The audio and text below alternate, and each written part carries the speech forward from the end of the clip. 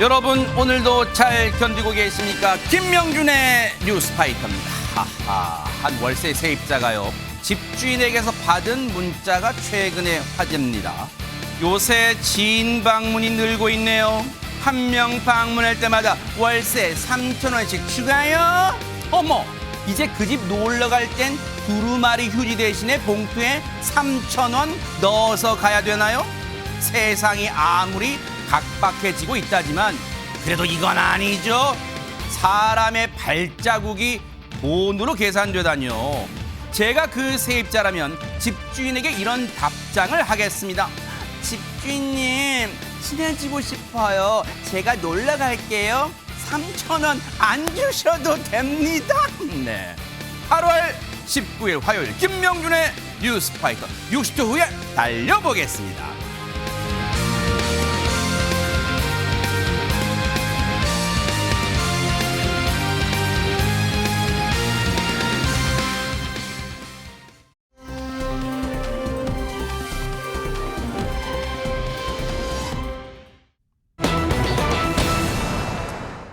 세상에 제목만 지금 봤을 뿐인데 이 말을 안 할래야 안 할 수가 없어요. 이 사람입니까? 사람이에요, 이담 아나운서. 그러니까 저런 말을 하다니요. 저건 협박이잖아요. 그러니까요. 저게 지난 13일 오후에 서울 중랑구의 한 아파트에서 있었던 일입니다. 저런 협박을 한 사람이 또 영상에 포착이 됐다고 하는데요. 어떤 상황이었는지 영상을 함께 뭐 보시겠습니다. 이런 사람이 다 있어. 상반신을 탈의한 이 남성이 아파트 승강기에 올라탑니다. 자세히 보면요, 손에 흉기가 들려 있습니다. 흉기를 들고 위협하는 듯한 자세를 취하다니 승강기 벽을 저렇게 찍기도 하죠. 세상에. 이제 승강기 문이 잠시 후에 열리자 어디론가 향하는데요. 아이고, 어떡해. 잠시 뒤에 출동한 경찰들에게 붙잡혀서 아이고. 또다시 승강기에 탑승합니다. 아이고 세상에. 그 짧은 지금 영상 보는 짧은 순간이었지만 아마 시청자분도 저희들과 같은 밤이었을 거예요. 너무너무 가슴 철렁하고 손에 땀을 쥐었을 텐데, 아니 저 인간은 왜 손에 흉기를 들고 다녔대요 지금? 이 40대 남성이 화를 참지 못하고 이런 일을 저지른 것으로 추정이 됩니다. 일단 당시 해당 아파트 상황을 보면은요, 인테리어 공사가 진행 중인 동이 있었다고 해요. 이 남성이 같은 동에 살고 있었는데 소음 때문에 잠을 못 자겠다 이렇게 하면서 공사 중인 세대를 찾아가던 중이었다고 해요. 그런데 일반적으로 우리가 가서 점잖게 얘기할 수도 있는데 저렇게 상반기 탈의하고 흉기 들고 돌아다니다가 찾아간 건데 막상 찾아가니까 그 세대에는 거주자는 없는 상황이었습니다. 그런데 이 남성이 여기에서 그친 것이 아니라 공사 중인 작업자들이 있는 것을 보고서 조용히 하지 않으면 살해하겠다, 이렇게 공사 작업 중인 사람들을 협박했다라고 합니다. 세상에, 저 세대에서 공사 작업을 하시던 이 분들은 무슨 날벼락이에요. 세상에, 누가 흉기를 들고 찾아올 거라고 생각이나 했겠습니까? 얘기 들어보시고 이어가 보도록 하겠습니다. 경찰이 그냥 막 한 자야시장 와서 아이고 쟤 깜짝 놀랐지. 어쩌니까 누가 칼을 들고 여기 왔다 갔다 한다고. 관리 사무실에 다 양해를 구하고 허락받고 저희가 써붙이고 그 작업을 하거든요. 전기 사장님한테 이제 의혹했다고 하더라고. 아니 그때 그 이로 저기 안 한다고 가버렸어요. 죽여버리겠다 그러니까 이게. 세상에, 지금 저 몹쓸 남성이 협박하던 저 일 때문에 그 해당 공사하던 집에서 작업하시던 분들, 왜냐하면 이제 그 인테리어 공사는 여러 분야가 있잖아요. 뭐 전기 공사도 있지만 타일 공사도 있고 여러 분야의 이제 작업자분들 같이 일하시다가 지금 이종근 평론가 전기 공사 하시던 분이 나 일 못해, 나 도저히 불안해서 못해 이러고 진짜 그만두셨대요 지금.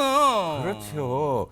진짜 두려웠을 겁니다. 그 누구라도 상반신을 탈의한 남성이 흉기를 들고 찾아서 저렇게 협박을 했다고 한다면 어떤 작업자도 사실 그 일을 맡겠습니까? 누가 맞아요. 그 일을 맡겠습니까? 언제 들이닥칠지 모르는 상황인데 보통은 저렇게 되면 관리사무소에 소음이 너무 심하다라고 일단 이제 민원을 접수를 하고 그다음에 관리사무소가 제대로 못한다면 그다음에 뭐 분쟁이라든지 이런 것과 관련돼서 여러 그런 그 소통을 할 수 있는 기구들이 있어요. 요즘은. 그렇기 때문에 그런 것을 이용을 해서 원만하게 어떤 그 협의를 하는 그런 것이 가장 중요한데 네. 다짜고짜 그 전에 어떠한 그런 불만도 표시하지 않고 다짜고짜 흉기부터 들고 찾아갔다는 겁니다. 네. 작업자들 지금도 다른 어떤 분야의 작업자 되시는 분들은 작업하고 계시잖아요. 네. 늘 두려움에 지금 떨고 있다고 합니다. 왜 안 그러겠어요?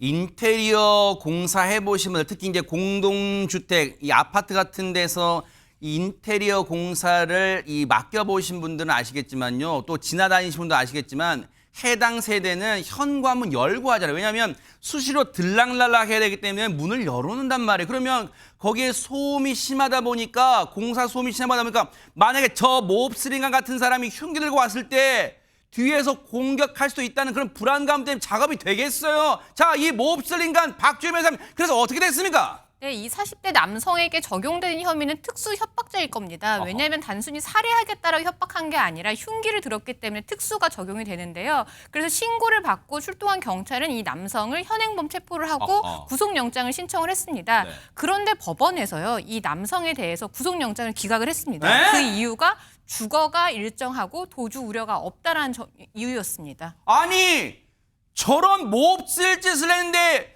구속영장이 기각이 돼요? 관련 얘기 들어보시고 이어가 보도록 하겠습니다. 구속영장을 신청했는데 기각됐잖아요. 그 이후에도 혹시 흉기를 들고 다닌다는 얘기가 있었을까요? 만약에 그랬다고 한다면 저희가 가만히 안 놔뒀죠. 벌써 검거를 했겠죠. 그 이후로는 그럼 잠잠한가 보네요. 다행히. 네, 그럼요. 아. 예. 아니 근데 박성배 변호사님 경찰 출신이시니까 아마 시청자분들 이해를 돕기 위해서라도 물론 법원의 판단도 존중돼야겠지만 지금 보세요.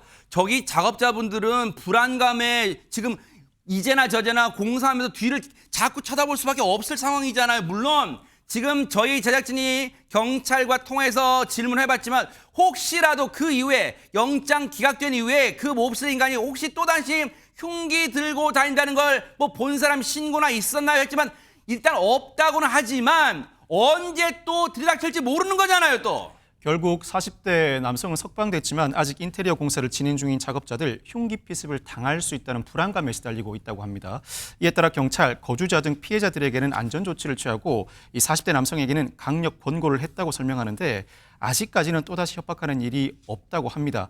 추정컨대는 피의자 영장 실질 심사 단계에서 범행을 인정하고 다시는 이런 일을 하지 않겠다고 반복해서 다짐했을 가능성이 높습니다. 네. 이 상황에서 주거가 일정하고 증거가 확보돼 있는 상황이니 영장 전담 판사는 고민하다 영장을 기각한 것으로 보이는데 이처럼 거주지나 영업장에서 벌어진 범행은 피해자가 가해자를 다시 대면할 수 있는 특성을 가지고 있습니다. 이는 가정폭력, 아동학대, 스토킹 범죄와 같은 관계성 범죄와 유사한 특성이라고 할 수 있는데 관계성 범죄와 같이 개별 특별법을 제정하지 못한다고 하면 판사가 접근 금지를 명령할 수 있고 이 명령을 위반할 경우에는 처벌할 수 있는 근거 조항을 마련할 필요가 있어 보입니다. 지금 그 해당 세대에 인테리어 공사하시는 분들, 작업자분들만 계시지만 이제 일정 기간 지나면 공사 기간 끝나면 저기 해당 세대주 가족들이 올 거 아니에요. 그 가족분들은 이 소식 들었을 거 아니에요. 그분들도 얼마나 불안하겠어요. 물론 경찰분들 노고가 많고 인력도 이렇게 여유롭지 않은 거 알고 있습니다만 그래도 당분간은 저 해당 인간, 해당 저 남성에 대해서 조금은 경계 또 순찰도 강화해 주시면 어떨까 하는 생각도 좀 해봅니다. 부탁을 좀 드리도록 하겠습니다.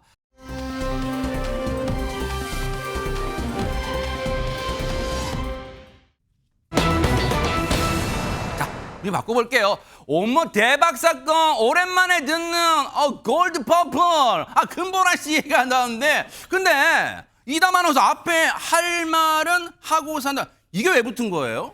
보통 어떤 일이 있을 때요. 그래 내가 좀 참자라고 하는 사람이 있고 네. 어떤 일이 딱 생겼을 때 내가 할 말은 한다라는 사람이 있잖아요. 강단 있는 분 계시죠? 네, 골드 퍼플 금보라 씨는 어떨 것 같으세요? 어허. 아마 후자일 것 같지 않으십니까? 조금 드라마에서 봤던 성격은 네. 그럴 것 같아요. 네. 또 우리 드라마에서 이렇게 시어머니 역할 많이 하셨는데 네. 시어머니도 그냥 시어머니가 아니라 약간 무서운 시어머니 많이 하셨잖아요. 조금 이런 표현 중에서 하면 표적스러운 네. 며느라 이런 거 이제 많이 네네네. 하셨잖아요. 그렇기 때문에 뭔가 할 말은 분명히 하실 것 같은데 실제로 후자라고 합니다. 그래요? 성격이 그렇다고 해요. 올해로 네. 이제 데뷔 46년 차가 된 금보라 씨 어머나. 이야기를 좀 해보려고 하는데요. 네. 할 말을 한다는 게 뭐 어색하지도 않죠. 야. 그런데 금보라 씨가요. 할 말 하고 사는 게 내 성격인데 그게 드센 게 아니다. 나는 정확할 뿐이다. 라고 표현을 하시더라고요. 와. 할 말하고 사는 게 드센 게 아니라는 거예요. 네. 그런데 이런 금보라 씨에게 네. 금보라 씨의 마음에 가시를 콕 박은 사람이 있었다고 합니다. 뭔데요? 바로 남편이었다고 어머나, 해요. 어머나. 남편이요. 다른 것도 아니고 금보라 씨에게 너 가방끈 짧잖아. 그러면서 무시를 했다고 합니다. 어머 세상에. 아니 요즘 세상이 어떤 세상인데 뭐 가방끈 이런 운운하면서 남에게 상처를 줘요. 근데 그 상처를 준 사람이 장본인이 다른 사람도 아니고 남편이라고라고랑 어찌된 일인지 얘기 좀 들어보시고 이어가 보도록 하겠습니다. 저는 어릴 때부터 연예계 데뷔를 했기 때문에 그래서 많은 루머와 뭐 스캔들 이런 거 누가 지나가다 야, 쟤 진짜 야, 텔레비 헐났다 말라 비틀어져 갖고 그런 말 들어도 안 해. 지는 뚱뚱하거든. 나를 꿈꾸는 거 아니야 말라 비틀어질 때. 그렇죠. 그러면 상처가 없는데 어느 날 미국의 친구 부부 아들들하고 이제 가니까 남편하고 4명이 차를 타고 갔는데 오래 살았으니까 한국말로 생각이 안 나는 거야 단어가. 그 단어가. 그게 뭐지 아줌마 근데 나도 생각 안 나는데 내가 영어까지 생각해내겠어? 그때 걔가 이제 한마디 영어를 했어. 그때 우리 남편이 앞에 있잖아. 아줌마 영어를 하면 못 알아들어. 못 알아들은 건 사실이거든? 그리고 이제 이게 한 4, 5일 되니까 갑자기 화가 나는 거야. 근데 왜 화나는 계기가 터졌냐? 나는 꽃을 싫어했거든요. 근데 어느 날 내가 꽃꽂이를 하더라고요. 꽃을 사요 내가. 꽃꽂이를 시작했는데 내가 생각해도 너무 잘하는 거야. 배운 적도 없는데. 근데 어느 날 우리 남편이 하고 있다가 내 꽃꽂이 하는 모습을 보더니 공부를 더 했으면 꽃꽂이를 더 잘할 낀데 공부를 더 했으면 꽃꽂이를 더 잘할 낀데 이러는 거야. 꽃꽂이 하다 이렇게 쳐다봤어. 야 이거 얘기를 듣고도 보세요. 전현 평론가님 웬만하면 남의 귀하신 남편분이니까 흉을 안 보려고 했지만 왜 꽃꽂이하고 소위 말하는 시체말로 가방끈하고 무슨 상관이 있길래 공부를 더 열심히 했으면 꽃꽂이 잘할 낀데 이게 왜 나와요? 그러니까 좀 말이 우리가 아다르고 어다르다고 하잖아요. 만약에 남편분께서 금보라 씨한테 꽃꽂이 세계대회 나가면 금메달 딸 것 같다 했으면 얼마나 기분이 좋았겠습니까? 그러니까요. 근데 이제 금보라 씨가 19살 워낙 어린 나이 당시 고3일 때 연예계 데뷔를 해서 이제 대학을 나오지 않았고 그런 아쉬움이 조금 있을 수 있는 상황인데 갑자기 공부를 더 했으면 꽃꽂이를 더 잘할 텐데 남편이 이렇게 말하니까 이제 좀 속상했겠죠. 그래서 아니 공부랑 꽃꽂이랑 무슨 상관이냐라고 따져 물었더니 네. 남편이 꽃꽂이 배우면 더 좋겠다는 얘기야. 근데 금보라 씨 입장에서는 굉장히 서운했나 봐요. 공부란 말 쓴 것에 대해서 가방끈이 짧다는 얘기잖아. 이렇게 서운한 마음을 표현했다라고 합니다. 근데 이제 금보라 씨 입장에서는 굉장히 화가 나는 게 며칠 전에도 사건이 있었잖아요. 네. 아줌마는 영어로 그러니까, 말을 영어 못 알아요. 몰라네. 그리고 다른 집 아이들 앞에서 그러니까요. 속상했다가 또 이 공부하고 꽃꽂이 얘기까지 나오니까 정말 화가 났다고 합니다. 네. 그래서 어떻게 했느냐? 바로 그날 이후 남편과 각방을 아이고. 썼다라고 하네요. 왜냐면 왜 안 그러겠어요? 분통 터진 1탄. 아줌마 영어 몰라. 이거 분통 2탄. 아이고 공부 더 했으면 꽃까지 잘할 낀데 지금 2탄이 막 터졌단 말이에요. 그러면 각방 쓸 수밖에 없는데 그럼 지금 혹시 지금까지 박성배 변호사 각방 쓰고 있을까요? 어떻습니까? 금보라 씨 성격 정확하다고 말씀드렸죠. 4, 5일쯤 각방을 썼을 때쯤에 이 남편이 다가와서 하는 말이 네. 도대체 왜 그래? 였다고 합니다. 어허. 이 말을 들은 금보라 씨, 아니 왜 내가 화났는지 모르는 당신한테 더 화가 난다면서 그렇죠. 당신은 지금부터 가석방 없는 무기징역이야 어머나, 라고 어머나. 붙였다고 합니다. 금보라 씨가 판사 출신이군요. 네. 그렇습니다. 네. 땅땅 해버리면서 내 마음 풀리기 전까지 변하지 않을 거야 라고 했다는 와. 것인데 역시 금보라 씨의 화끈함이 느껴지는 사연이라고 할 수 그렇죠. 있습니다. 이런 금보라 씨가 아들 문제로 인해서 또 한 번 강하게 할 말을 해야 했던 적이 있다고 하는데 네? 무슨 사연인지 들어보고 이어가 보겠습니다. 네네. 이혼했을 때요. 막내 아들이 자기네 반에서 육상 대표로 뽑혔어요. 잘 뛰어서. 근데 뽑혔는데 제목이 뭔지 알아요? 아빠와 함께 달리기. 맞아요. 저는 이혼했기 때문에 아빠를 부르질 않았잖아요. 근데 내가 대표로 나가야 돼. 근데 다 아빠하고 손잡고 달리기인데 아빠가 없잖아요. 그 자리에 살아있긴 해도. 근데 옆에 아줌마가 학부형이 우리 남편 빌려드릴게요 이러는 거야. 왜요? 왜 아빠하고 달려야 돼요? 그래서 그 넓은 운동장에 엄마 혼자 저만 내갔어요. 달리기를 이렇게 짝 서서 하는데 남자가 잘 달리겠어요? 제가 잘 달리겠어요? 마음만 가는 거야. 그렇죠. 그러고 나서 우리 애가 막 우는 거야. 엄마 때문에 졌다고. 미안해 아들아, 근데 엄마가 다리는 긴데 말을 안 들어서. 그래서 내가 위로를 해준 적 있어요. 아, 제가 봤을 때 1등이에요. 아니 근데 옆에서도 얘기해요. 뭐야 저거 공개적으로 뭐 이혼했다는 거 운동장 가운데 나가서 저렇게 다 보여야 돼? 그래서 그다음부터 제가 항의를 했어요. 아빠와 달리기를 하지 말고 부모와 함께 달리기. 그 뒤에 바뀌었어요.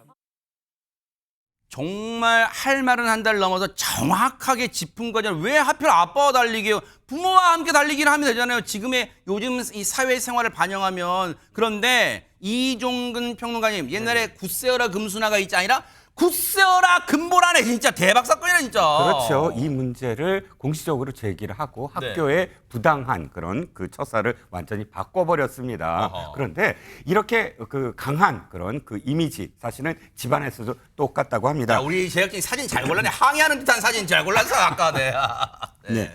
금보라 씨는 1989년에 사업가 남편과 결혼을 하고 네. 아들을 셋을 낳았습니다. 그런데 2002년도에 이혼을 했고요. 네. 2006년도 지금의 남편과 재혼을 했는데 지금 남편이 원래 딸이 둘이 있었다고 합니다. 그러니까 자신이 낳은 아들 셋과 남편이 낳은 딸 둘, 이 5명을 세상에. 고르게 자신이 키워냈다고 합니다. 5남매를 지금 키우고 있는 세상에. 근데 와, 대박 사건이 5남매 진짜 그 말이 쉽지요. 그런데 요즘은 자식 한 명 키우도 힘들다는 그런 세상인데. 근데 아까 그 얘기 잠깐 돌아가면요. 박주 변호사님.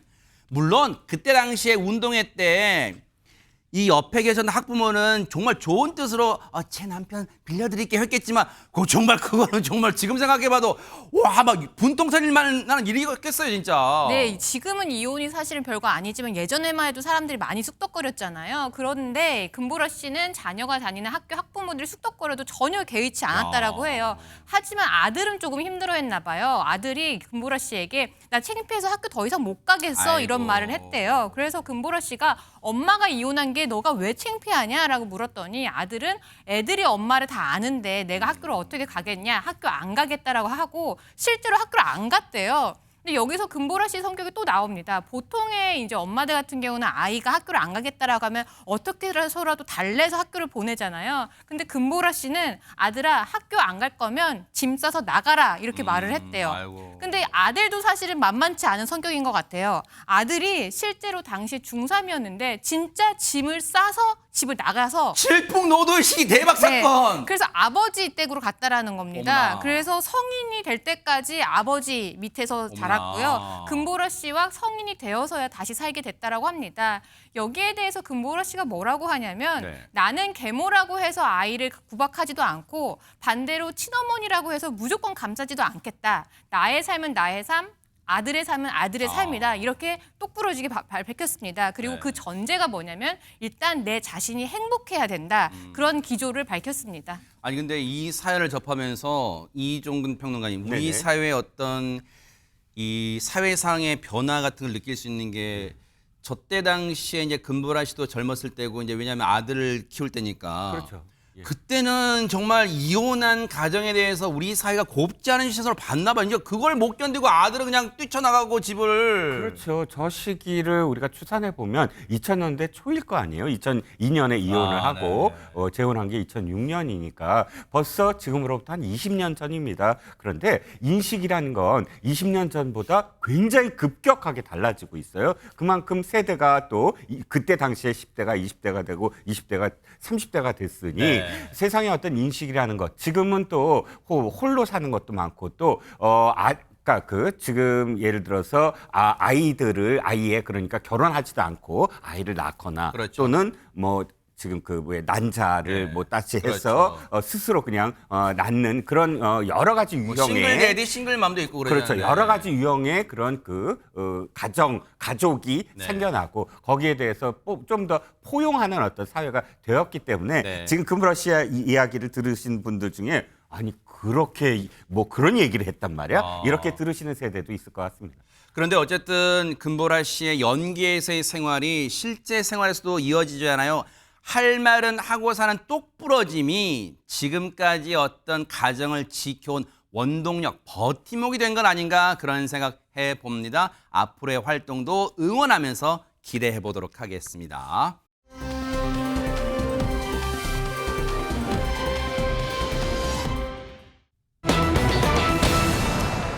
삼시가 되지 않으려는 발부는 어떻게 제 얘기가 갑자기 나온 걸까요, 이담 아나운서? 삼식이가 뭔지 모르시는 분들도 계실 것 같은데요. 아하. 그 삼식이라고 하면요. 하루에 3끼를 집밥으로 모두 꼬박꼬박 드시는 분들을 반푼 남자죠. 예, 가리켜서 이야기를 하는데 네. 그 3끼를 꼬박꼬박 그냥 집에서 먹는 것뿐만 아니라 본인이 차리지 않고 이제 아내가 해주는 3끼를 모두 먹는 사람을 삼식이라고 보통 이제 손가락 까딱 안 하고 정말 강큰 대박. 네, 네. 부르곤 합니다. 그런데 이 삼식이가 되지 않으려는 사람은 네. 바로 배우 이병준 씨 얘기를 하는 겁니다. 어허. 데뷔 41년 차 바로 이 배우 이병준 씨인데요. 네. 중저음의 목소리가 굉장히 매력적인 분이죠. 40년 동안요. 무려 130편이 넘는 작품에 출연을 했고요. 진짜요? 정말 다작 배우세요. 연극은 물론이고 뭐 뮤지컬, 노래도 굉장히 잘하시잖아요. 그래서 영화, 드라마, 장르를 넘나드는 정말 연기의 신으로 불리우고 있는데요. 이 이병준 씨가 워낙에 성실하대요. 그래서 연기 연습하고 대본 연습할 때도 남들이 10번 할 거 100번, 200번 하시는 진짜요? 분이라고 하더라고요. 그런데 이 연기 연습만 성실하게 하는 게 아니었습니다. 자기 관리도 굉장히 성실하게 하신다고 해요. 어허. 이병준 씨가 네. 지금 61세라는 나이가 무색할 만큼 몸이 굉장히 좋다고 해요. 와. 사진으로도 한 번씩 이렇게 보이기도 하는데요. 네. 근육질 몸매를 유지하고 있는데 그럴 수밖에 없는 게 그 헬스장 있죠. 네. 굉장히 열심히 다니는데 일주일에 무려 7번. 그러니까 일주일에 7일. 그러니까 매일 가는데요. 일주일에 7일이면 절반 가는 거 아니에요? 자, 일주일에 7일 농담입니다. 매일 가는 농담이에요. 거죠. 네네. 매일 일주일 가는데 7일 매일매일 간다고요? 매일 가는데 헬스장 한 곳만 가는 게 아니라 무려 3곳을 등록해 놨다고 합니다. 어머나? 아니 뭐 헬스장 한 곳도 회원비가 한두 푼이 아닐 텐데 3곳을 다닌단 말이에요, 헬스장을. 그런 이유가 있을까요? 얘기 들어보시고 이어가 보도록 하겠습니다. 뭐 이거 웨이트 하세요? 러닝머신 한 4, 50분 가벼운 거 들고 무거운 걸 못 들고 그래서 한 3시간 정도는 채웁니다. 저는 그래서 피트니스 센터가 한 3곳대요. 여기는 하루는 왕십리, 하루는 잠실점, 하루는 대치점 왜 그렇게 이렇게 나눠요. 왜냐하면 기존적으로 주차가 3시간 그리고 주차비 때문에 그 3시간 하다가 필 받아서 운동 더 하고 싶어도 주차비 때문에 나와야죠. 아 주차비 때문에 나와야 돼. 집에서 그냥 피트니스를 하시는 게 집에서 네. 딱 안 되지. 왜냐하면 안에 계시는 분이 얼마나 힘드시겠습니까? 하루에 한 끼도 힘든데 뭘 좀 챙겨주니까. 챙겨줘야 된다라는 그런 강박이지. 사명감이 있으니까 그게 안 되는 거야. 그러니까 일단 아침을 먹으면 나가줘야 돼.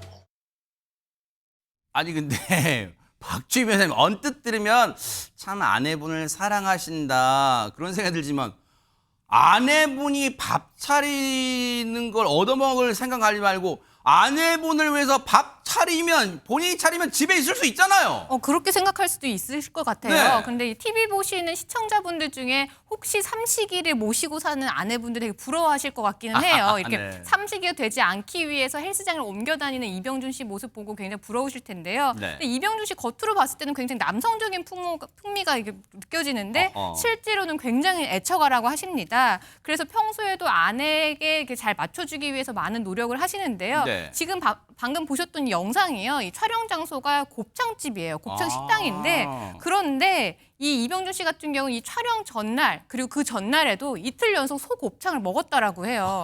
근데 소곱창이 맛있기는 하지만 사실 연달아 먹기엔 조금 느끼하잖아요. 맞아요. 그런데 왜 이렇게 3일 동안 연달아 먹었냐? 그 이유가 아내를 위해서였다고 합니다. 그래서 아내가 너무 곱창을 좋아해서 그렇게 아내를 위해서 여러 번 먹었다라고 하고요. 네. 또 여기서 그친 게 아닙니다. 이 식당에서 굉장히 깨끗한 화로가 나와서 사람들이 이제 촬영 같이 했던 사람들이 너무 깨끗하니까 놀랬는데 이병준 씨가 또 여기서 뭐라고 했냐면 이 화로가 저희 집에서 제가 설거지할 때 느낌과 같습니다라는 말을 했어요. 그러니까 은근슬쩍 자신이 애처가라는 것을 또 한 번 어필을 한 겁니다. 네. 아니 근데 이렇게 티를 팍팍팍 내면서 아내를 사랑하는 마음을 드러내는 이병준 씨인데 세상에 아내한테 비밀스러운 게 있었대요. 대체 뭐였을까요? 얘기 들어보시고 이어가 보도록 하겠습니다. 제가 말이죠. 네. 선물을 하나 드릴 게 있는데. 이게 우와.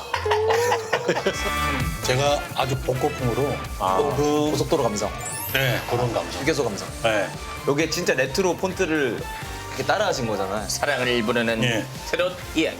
땡땡이 원피스가 이게 굉장히 사연이 있는 겁니다. 어떤 노래 좀 들려주세요. 노래를 그럼 제가 조금 불러드릴까요? 네네네. 어제도 보았네, 오늘도 보았네, 보고 있어도 보고 싶네. 당신의 향기가 그리워지는 그때로 나의 꽃향기. 이 노래가 무슨 내용이에요? 땡땡이 원픽스 첫사랑이에요? 첫사랑에 대한 얘기고 네. 제가 한눈에 뿅 간 얘기입니다. 형수님. 네, 아니요. 형님은 아니고 처음 봤을 때 딱 서 있는 모습이 나시의 원피스인데 땡땡이 무늬의 하얀 원피스를 가슴에. 입고 있는 거야. 그래서 땡땡이 원피스. 그럼 형수님도 아시는 부분이고 그거를. 몰라야죠. 혹시 이것 때문에 집에 못 들어가고 계셨나요? 그럴 수도 있습니다. 대박 사건. 아내분한테 비밀이었던 게 지금 폭로된 거예요, 지금. 그런데 이건 놀랍습니다. 왜냐하면 연기하랴, 운동하랴, 뭐 바쁠 텐데 언제 또 앨범까지 낸 거예요. 앵커님, 사실 제가 속마음을 털어놓자면 제가 이병준 씨의 열혈한 팬입니다. 아, 그래요? 2007년에 복면다로라는 영화에서 이병준 씨가 트로트 가수로 출연한 적이 있습니다. 복면다로? 그런데 거기서 다리 찢기를 하세요. 노래하고 춤추고. 그러니까 사실 가수 역할로는 등장하신 적이 있는데 이번에 실제 가수로 앨범을 발매하신 겁니다. 이제 금방 나왔던 그 곡 바로 땡땡이 원피스라는 곡인데 직접 작사가로 참여를 했다라고 합니다. 그런데 이게 사연이 있다라고 잠시 언급이 됐었는데요. 한 소녀의 모습에서 시작된 첫사랑의 기억을 담고 있습니다. 그 소녀에 대해서 설렜던 마음 이런 걸 굉장히 중견 배우답게 아주 섬세하게 풀어냈는데 그런데 아까 반전이 있었죠? 아내가 알면 곤란하다. 이런 또 재밌는 사연이 소개되기도 했습니다. 야, 근데 그러면 사실 이종근 평론가님 전현무 계획을 그 예능 프로그램을 못 보셨던 이병준 씨의 아내분은 혹시 지금 뉴스파이터 보시다가 딱 걸려서 당신 이럴 수도 있잖아요. 아마 본방은 피하셨을 거예요. 본방은 딴 거 막 채널 돌리다가. 근데 뉴스파이터가 이거 완전히 폭로하는 계기가 되지 않았을까라고 생각이 듭니다. 네. 그런데 처음에 이 꿈이, 그러니까 무엇이 되고자 하는 꿈이 이병준 씨가 가수도 아니었고요. 배우도 아니었다고 합니다. 뜻밖에도 목사였다고 합니다. 최재문 교수님 좋아하시겠네. 네. 그래서 목사 역이 딱 나왔을 때 네. 정말 막 뭐 물고기가 물을 만난 듯 와. 했대요. 대본에는 네. 교회 신도들 앞에서 기도한다. 아니 뭐 할 게 없잖아요. 기도를 그냥 하는 건데. 근데 거기에 막 애드립을 넣은 거예요. 방언 진짜 터졌네, 방언 목사처럼. 터졌어. 네. 그래서 혼신의 연기력을 이렇게 펼친 적도 있다고 합니다. 네. 그런데 이병준 씨 진짜 130편도 이렇게 출연들 하고 네. 뭐 연극, 드라마 모든 데서 활약을 해서 처음부터 화려하게 출발했구나라고 생각하실지 모르지만 네. 진짜 고생을 많이 하셨다고 그래요? 해요. 처음에 서울에서 보증금 30만 원에 월세가 5만 원인 방에서 자취를 했다 이렇게 얘기합니다. 아니 집에서 자취를 한 게 아니라 방에서 자취를 했다고요? 그러니까. 왜 그렇게 표현했냐면 집 옆에 지어진 간이 공간이었다고 해요. 아이고. 그러니까 이 공간에 2명 들어가서 누우면 완전히 더 이상 누울 수도 없는 작은 방이었고 연탄불로 해서 가스도 많이 막기도 아이고. 한다고 합니다. 그냥 과거를 회상하는 그런 과거이지만 그게 바로 지금의 이병준 씨를 키운 힘이 아니었나 싶습니다. 그러네요. 아니 근데 갑자기 이병준 씨의 얘기를 듣다 보니까 박성배 변호사님 진짜 엉뚱한 궁금증이 생겨났어요. 남편 이 분들이 나이가 들수록 삼식이 생활을 피하려고 안간힘을 쓰는 경우가 지금 왕왕 있잖아요. 근데 혹시 이혼 소송 중에 삼식이 문제로 상담을 해온다. 꼭 이혼까지 안 가더라도 상담을 해오는 경우가 왕왕 있긴 있습니까? 삼식의 문제가 이혼 소송의 본질적인 요소로 대두되는 경우는 거의 없습니다. 그렇지만 이러저러한 불만 사항을 표출하다 보면 그중에는 격가지로 밥을 꼭 집에서만 먹는 남편의 모습이 들어가는 경우도 흔히 있습니다. 물론 주된 사정은 아니라고 하더라도 일방적으로 얻을 것만 얻고 자신이 해야 할 의무를 다하지 않는다는 취지로 거론되고는 하는 사항이긴 한데 이와 같은 사정들 실제로 사회생활을 왕성하게 하지 않음에도 불구하고 아내에게만 의존하는 남편의 성향이 결국은 이혼 사유로 본질적으로 대두되지 않는다고 하더라도 아내로 하여금 이혼을 결심하게 만드는 부수적인 요소로는 충분히 작용하고 있는 것 같습니다. 꼭 이병주 씨처럼 삼식이 안 되려고 나오는 것도 괜찮지만 예전에 광고 카피처럼 일요일에 내가 무슨 요리사 하는 거 있잖아요. 그런 것처럼 주말이라도 아내분을 위해서 요리, 음식을 직접 만들어 보는 것도 괜찮지 않을까 생각하고요. 앞으로 이병준 씨의 노래도 대히트 나기, 대박 나기를 좀 기원해 보도록 하겠습니다.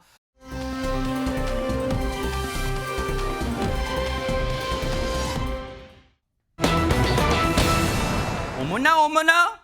저 제목이 잘못된 거 아니에요? 지인 방문할 때 월세 3,000원 추가, 이거 웬 말이에요? 저게 무슨 소린가 싶으시죠? 네. 이게 원룸에 자취한다는 한 사람이요. 그 집주인으로부터 받은 문자 메시지를 SNS에 공개했는데요. 내용은 이렇습니다. 뭔데요? 최근 여름 휴가철을 맞아서 지인 방문이 늘고 있습니다.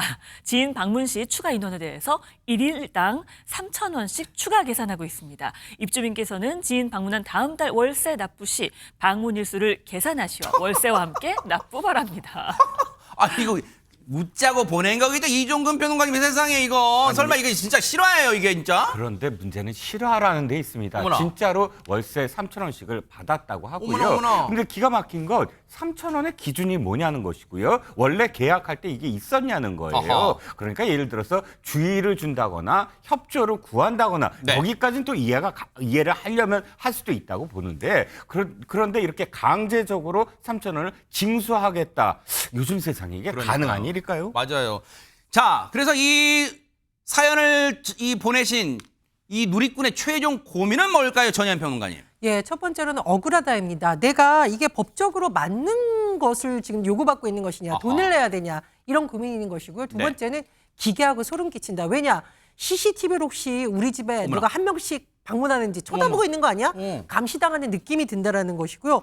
무엇보다 본인 입장에서는 이게 굉장히 좋은 집이면 3,000원 정도 내볼까 하겠지만 그것도 아니라고요. 주차도 안 되는 집이고 네. 월세 수도요금만 포함돼 있고 전기요금은 따로 내고 어머나, 있다. 어머나. 한마디로 너무 억울하고 속상하다 이런 사연입니다. 자, 변호사분 나오기 신 김에 박성배 변호사, 일단 저런 요구가, 집주인의 저런 요구가 일단 법적으로 가능한 겁니까? 합법적이에요? 당연히 임대차 계약에 따른 차임만 지급할 의무를 부담할 뿐입니다. 주택임대차보호법을 다시 한번 살펴봐도 추가 월세 요구 관련 조항은 존재하지 않는데 애초에 입법자가 이와 같은 상황을 상정하지도 못한 것 같습니다.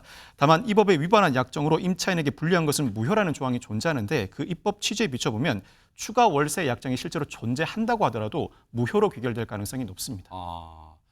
박주희 변호사님 30초 드릴게요. 혹시 세입자 입장에서는 의뢰 입장이잖아요. 혹시 그렇다 하더라도 큰맘 먹고 집주인한테 혹시 협박죄 같은 걸로 신고할 수는 없어요? 사실은 박 변호사님이 말씀해 주신 것처럼 계약상 의무가 아니기 때문에 지키지 않아도 전혀 문제가 없습니다. 근데 이제 임차인 입장에서 뭔가 임대인에게 법적인 부분에 대해서 왈가왈부하는 것 자체가 껄끄러울 수도 있잖아요. 그래서 저희 뉴스파이터에서 이미 설명을 잘 드렸기 때문에 뉴스파이터 영상 클립을 임대인에게 전달하는 게 어떨까 싶습니다. 좋은 방법이네. 솔로몬의 해법이에요.